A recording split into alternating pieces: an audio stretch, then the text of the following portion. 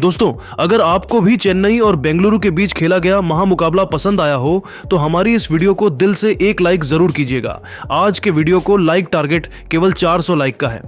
दोस्तों, चिन्नास्वामी के मैदान पर दहाड़ा विराट कोहली और जैकब बैथल का बल्ला। इन दोनों बल्लेबाजों ने मिलकर उड़ा दी चेन्नई के गेंदबाजों की धज्जियां। विराट ने तो सिर्फ छक्कों की बारिश करते हुए तोड़ दिया बड़े बड़े दिग्गजों का रिकॉर्ड और बना दिया नया कीर्तिमान। सदमे में आ गया पूरा क्रिकेट जगत। तो आखिर बेंगलुरु की टीम ने चेन्नई के सामने कितने रनों का रखा लक्ष्य? विराट ने इस मुकाबले में कुल कितने छक्के लगाए? चेन्नई की टीम को किस गेंदबाज ने कराई शानदार वापसी?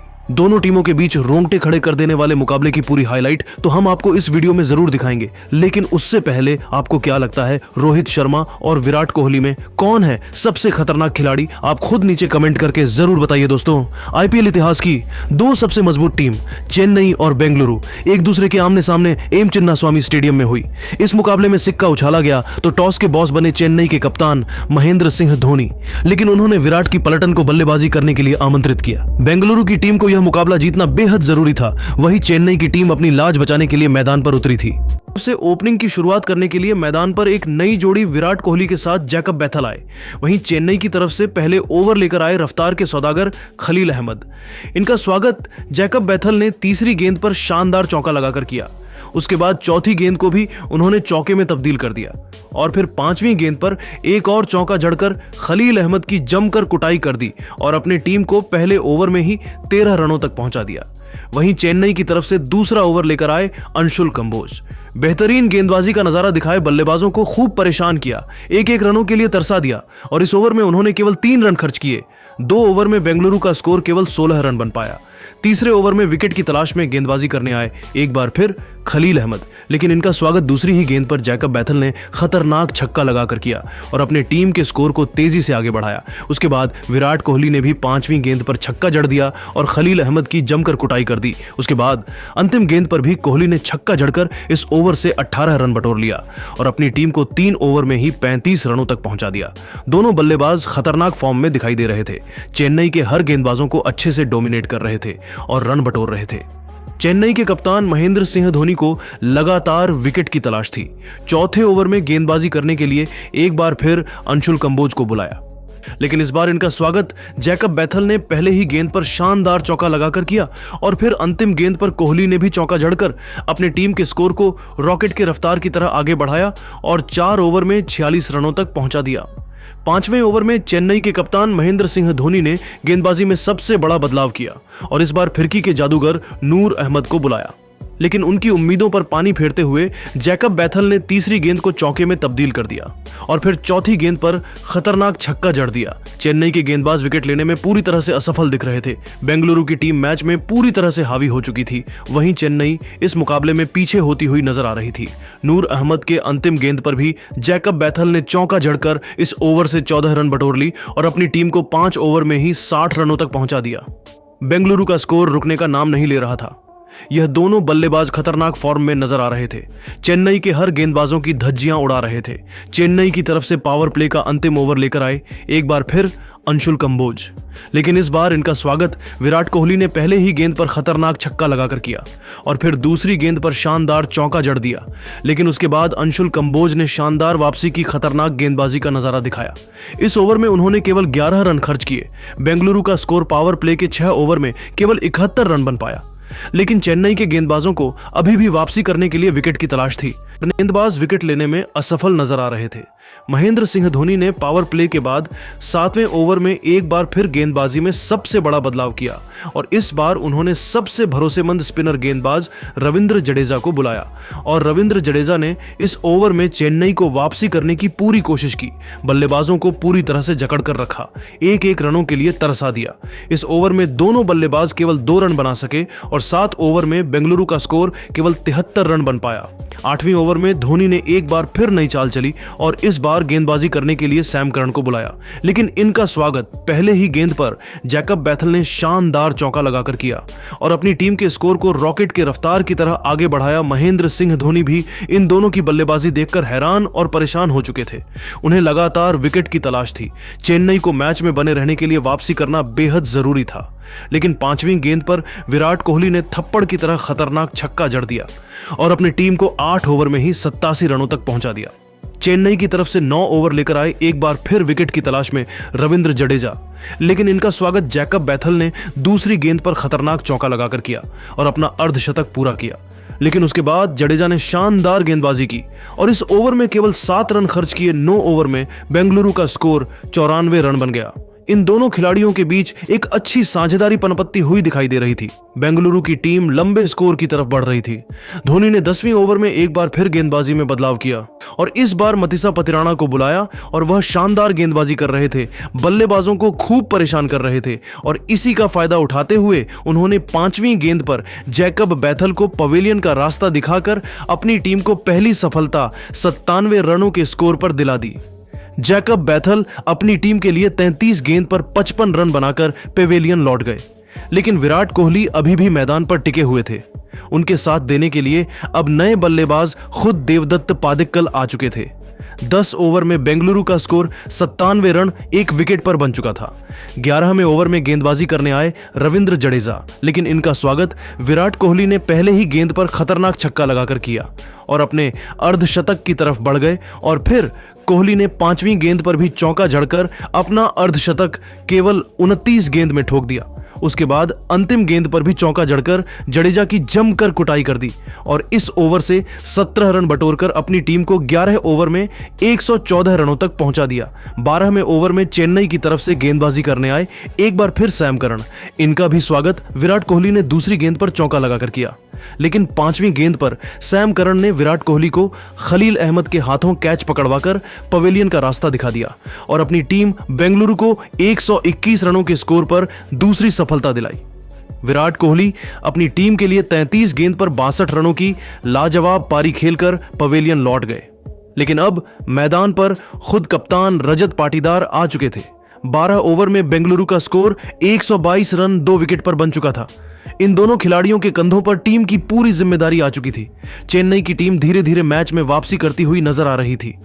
13वें ओवर में गेंदबाजी करने आए एक बार फिर नूर अहमद।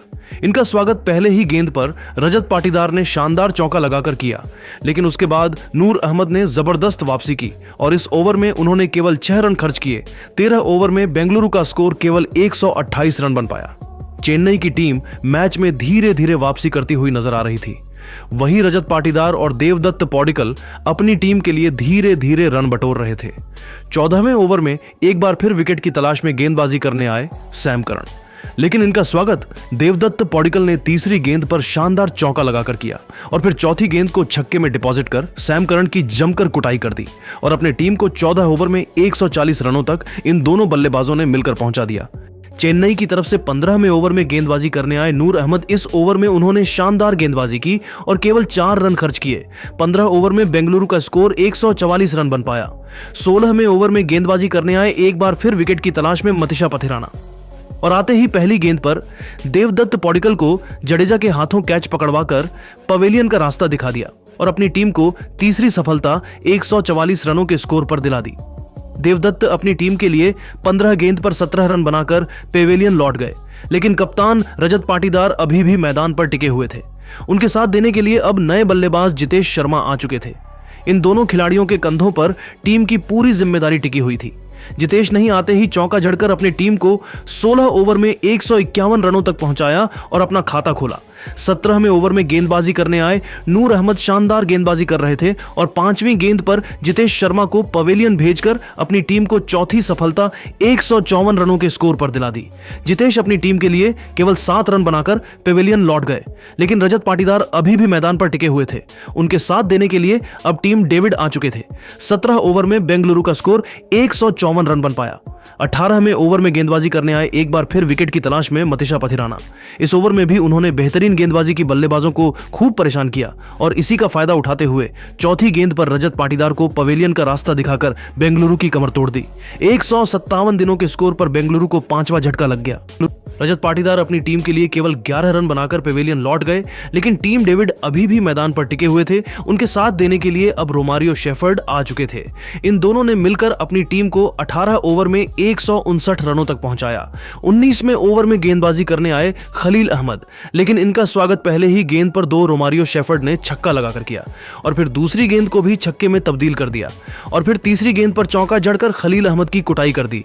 इसके बाद भी वह रुके नहीं, चौथी गेंद को भी छक्के में डिपॉजिट कर दिया और फिर 5वीं गेंद पर भी छक्का जड़ दिया। उसके बाद नो बॉल भी हो गई, लेकिन अंतिम गेंद पर भी रोमारियो शेफर्ड ने चौका जड़कर इस ओवर से 33 रन बटोर ली और खलील अहमद की धज्जियां उड़ाकर रख दी और अपनी टीम को 19 ओवर में 192 रनों तक पहुंचा दिया। चेन्नई की तरफ से अंतिम ओवर में गेंदबाजी करने आए एक बार फिर मतीशा पतिराना, लेकिन इनका भी स्वागत रोमारियो शेफर्ड ने दूसरी गेंद पर चौका लगाकर किया और फिर चौथी गेंद को भी चौके में तब्दील कर अपनी टीम को 200 रनों के पार पहुंचा दिया और फिर 5वीं गेंद पर छक्का जड़ दिया और फिर अंतिम गेंद पर भी छक्का जड़कर अपनी टीम को 20 ओवर में 213 रनों तक पहुंचा दिया और चेन्नई के सामने कभी न हासिल कर पाने वाला लक्ष्य खड़ा कर दिया। इसी के साथ रोमारियो शेफर्ड ने केवल 14 गेंद पर अपना अर्धशतक भी पूरा कर लिया। लेकिन दोस्तों, अब आपको क्या लगता है, इस बार आईपीएल की ट्रॉफी कौन जीतेगा? आप खुद नीचे कमेंट करके जरूर बताइए और ऐसी ही नई नई वीडियो के लिए हमारे चैनल को जरूर सब्सक्राइब करें। धन्यवाद। इस लक्ष्य को हासिल करने के लिए चेन्नई की तरफ से 2 युवा बल्लेबाज शेख रशीद और आयुष म्हात्रे की विस्फोटक जोड़ी मैदान पर उतरी। दोनों बल्लेबाजों के कंधों पर अपनी टीम की बड़ी जिम्मेदारी थी। वहीं बेंगलुरु की तरफ से गेंदबाजी की शुरुआत करने के लिए पहले ओवर में बॉलिंग करने के लिए आए कृणाल पांड्या का स्वागत चौथी गेंद पर आयुष म्हात्रे ने शानदार चौका लगाकर किया और चौके के साथ अपनी टीम का खाता खोला। पहले ओवर में चेन्नई सुपर किंग्स का स्कोर 6 रन ही बन सका। रॉयल चैलेंजर बेंगलुरु के कप्तान रजत पाटीदार ने दूसरे ओवर में गेंदबाजी करने के लिए भुवनेश्वर कुमार को भेज दिया। भुवनेश्वर कुमार अपने गेंदबाजी से दोनों बल्लेबाजों को खूब परेशान कर रहे थे। तीसरी गेंद पर शेख रशीद ने सिंगल लेकर स्ट्राइक आयुष म्हात्रे को दे दिया। स्ट्राइक पर आते ही आयुष ने चौथी गेंद पर सनसनाता हुआ चौका लगाकर भुवनेश्वर कुमार के इस ओवर से 5 रन जोड़ते हुए 2 ओवर में अपनी टीम के स्कोर को 11 रनों तक पहुंचा दिया। चेन्नई सुपर किंग्स को तेजी से रन बटोरने की जरूरत थी, वहीं बेंगलुरु की टीम विकेट के तलाश में थी। बेंगलुरु की तरफ से तीसरा ओवर लेकर आए तेज गेंदबाज यश दयाल खतरनाक गेंदबाजी कर रहे थे। आयुष म्हात्रे और शेख रशीद को यश दयाल की गेंद बिल्कुल भी समझ में नहीं आ रहे थे, लेकिन ओवर की 5वीं गेंद पर से शेख रशीद ने शानदार चौका लगाकर चेन्नई के स्कोर को तेजी से आगे बढ़ाया। इसके बाद ओवर के अंतिम गेंद पर गगनचुंबी छक्का लगाकर यश दयाल की जमकर कुटाई कर दी। दोनों बल्लेबाजों ने मिलकर यश दयाल के इस ओवर से 12 रन बटोर लिए। 3 ओवर की समाप्ति के बाद चेन्नई सुपर किंग्स का स्कोर 23 रनों तक पहुंच गया था। चेन्नई की शुरुआत बेहद शानदार हो चुके थे। दोनों बल्लेबाज अब ताबड़तोड़ प्रहार करना शुरू कर चुके थे। वहीं बेंगलुरु की टीम लगातार विकेट की तलाश में थी। चौथे ओवर में बेंगलुरु के कप्तान रजत पाटीदार ने भुवनेश्वर कुमार पर एक बार फिर से भरोसा जताया और गेंदबाजी करने के लिए गेंद को उनके हाथों में थमाया, लेकिन इस बार आयुष म्हात्रे ने उनकी बखियां उधेड़ कर रख दी। सबसे पहले चौथे ओवर की पहली गेंद पर आयुष ने चौका लगाया। अगली गेंद को भी उन्होंने चौक में तब्दील कर दिया। इसके बाद भी आयुष म्हात्रे का बल्ला रुकने का नाम नहीं लिया और तीसरी गेंद पर भी जबरदस्त चौका लगाकर चेन्नई सुपर किंग्स के स्कोर को रॉकेट की रफ्तार से आगे बढ़ाया। भुवनेश्वर कुमार काफी नर्वस फील कर रहे थे, लेकिन आयुष कहां रुकने वाले थे। ओवर की चौथी गेंद पर आयुष ने गगनचुंबी छक्का लगाकर भुवनेश्वर कुमार को घुटने टेकने के लिए मजबूर कर दिया।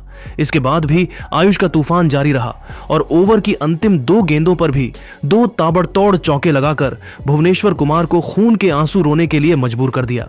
भुवनेश्वर का यह ओवर बेंगलुरु के लिए काफी महंगा साबित हुआ। उन्होंने अपने इस ओवर से 26 रन खर्च कर दिए।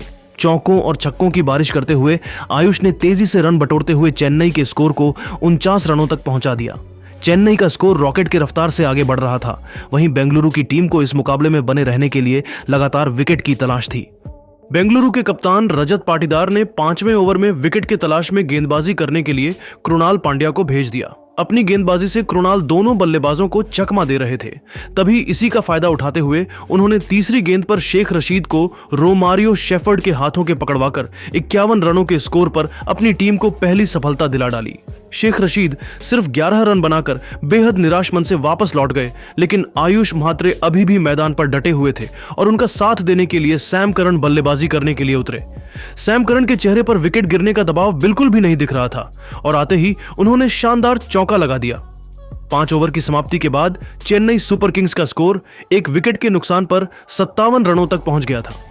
पावर प्ले के अंतिम ओवर में आरसीबी की गेंदबाजी में बदलाव देखने को मिला और इस बार गेंदबाजी करने के लिए आए लुंगी एंगिडी ने दोनों बल्लेबाजों को पूरी तरीके से बांध कर रखा। आयुष म्हात्रे और सैम करन को एक एक रन बनाना काफी मुश्किल हो रहा था। तभी चौथी गेंद पर सैम करन लुंगी एंगिडी का शिकार हो गए। सैम करन को 5 रन बनाकर वापस जाना पड़ा, लेकिन आयुष म्हात्रे अभी भी मैदान पर टिके हुए थे और उनके साथ देने के लिए अब रविंद्र जडेजा मैदान पर आ चुके थे। पावर प्ले के 6 ओवर में चेन्नई सुपर किंग्स का स्कोर 2 विकेट के नुकसान पर 58 रन बन पाया। जिस तरीके से यह मुकाबला आगे बढ़ रहा था उसे देखकर तो यही लग रहा था कि मैच अंतिम ओवर तक जाने वाला है। लेकिन दोस्तों, आपको क्या लगता है इस बार आईपीएल की ट्रॉफी कौन सी टीम जीतेगी? आप खुद नीचे कमेंट करके बताइए और ऐसी ही नई नई वीडियो के लिए हमारे चैनल को जरूर सब्सक्राइब करिए। धन्यवाद।